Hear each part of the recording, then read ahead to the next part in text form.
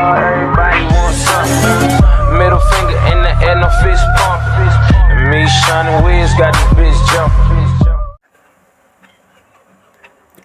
Assalamualaikum warahmatullahi wabarakatuh.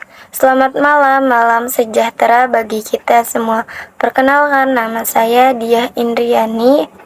Sebelumnya saya ingin berterima kasih kepada semua yang telah menyempatkan waktunya untuk bisa mendengarkan presentasi saya kali ini. Baiklah, presentasi saya kali ini mengenai tentang flowchart. Baiklah, kita membahas tentang pengertian flowchart.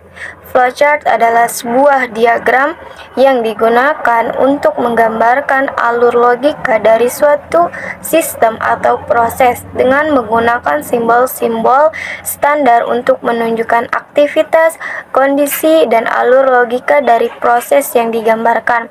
Flowchart digunakan dalam berbagai bidang, seperti pengembangan perangkat lunak, manajemen proyek, perencanaan bisnis, proses produksi, proses pemasaran, sistem manajemen, dan proses administratif untuk membantu dalam menganalisis, mempresentasikan, dan mendokumentasikan proses-proses tersebut.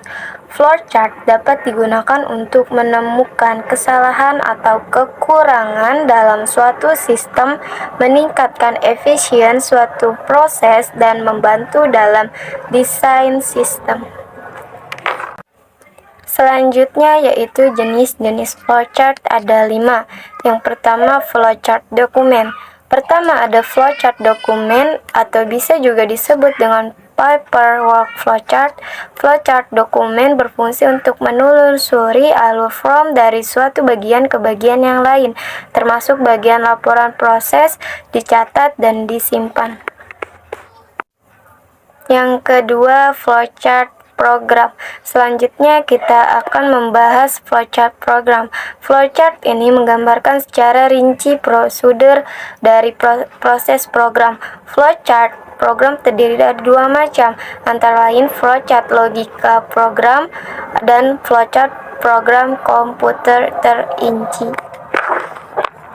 Yang ketiga, flowchart proses adalah cara penggambaran rekayasa industrial dengan cara merinci dan mengisi langkah-langkah selanjutnya dalam suatu prosedur atau sistem. Yang keempat, flowchart system adalah flowchart yang menampilkan tahapan atau proses kerja yang sedang berlangsung di dalam sistem secara menyeluruh.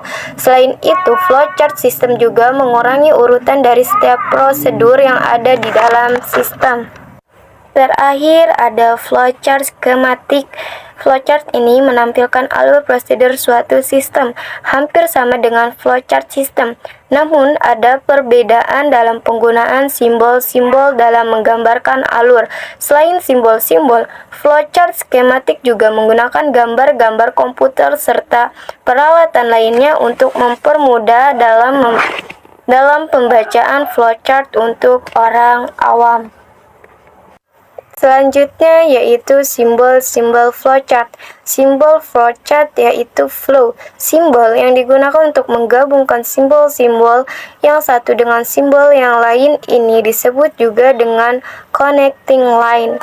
Kedua, on-page reference, simbol untuk keluar masuk atau menyambungkan proses dalam kerja yang sama. 3. Off-page reference, simbol untuk keluar masuk atau penyambungan proses dalam lembar kerja yang berbeda. Keempat, terminator, simbol yang menyatakan awal atau akhir suatu program. Yang kelima, proses, simbol yang menyatakan suatu proses yang dilakukan komputer. Yang keenam, decision, simbol yang menunjukkan kondisi tertentu yang akan menghasilkan 2 kemungkinan, yaitu iya atau tidak. Ketujuh, input atau output, simbol yang menyatakan proses input atau output tanpa tergantung peralatan.